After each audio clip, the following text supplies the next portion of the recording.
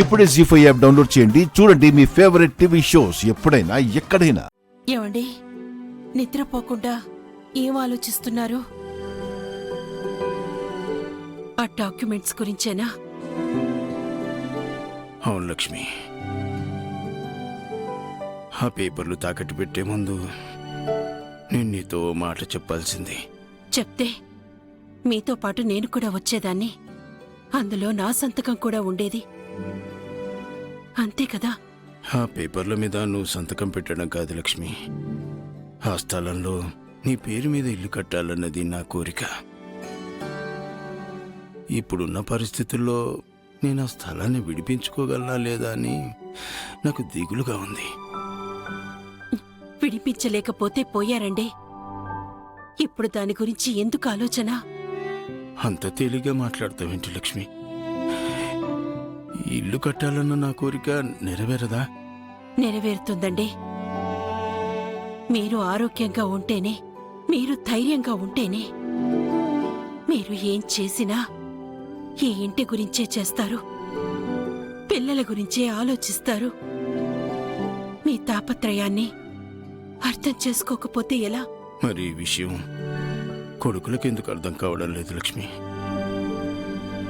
కూతుళ్ళమైనా మాకు అర్థమైతే చాలు కదా నాన్న.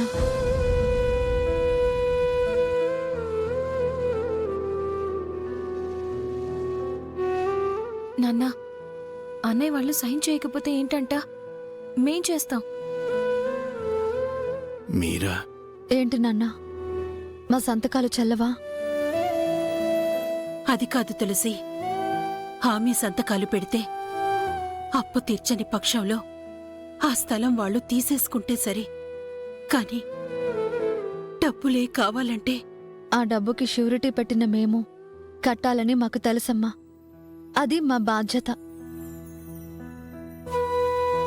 కష్టపడి కట్టేస్తాం. ఎన్నేళ్ళు నాన్న కష్టపడి మమ్మల్ని పెంచి పెద్ద చేశారు. మేం ఆ మాత్రం సాయంగా ఉండకపోతే ఎలా?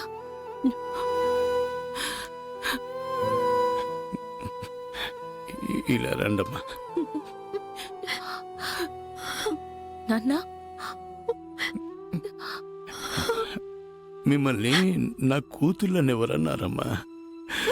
మీరు నా కొడుకులు.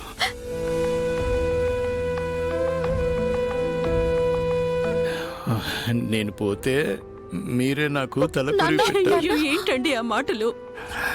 అవును లక్ష్మి, ఈ పద్ధతులు ఆచారాలు పక్కన పెట్టి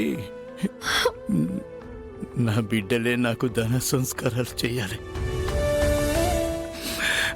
కావాలంటే నేను పేపర్ మీద ఇదంతా రాసి దాని మీద సంతకం పెడతా. నాన్న, మీరలా మాట్లాడితే మాకు బాధేస్తుంది. అలాంటి మాటలు మాట్లాడి మేము డల్లా ఎలా చేయకండి నాన్న.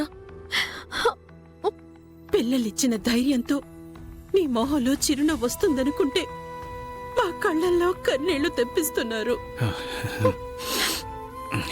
సరే, నేను ఇంకా ఎప్పుడు అలా మాట్లాడను. ఇప్పుడే కాదు, ఇంకెప్పుడు అలా మాట్లాడకండి.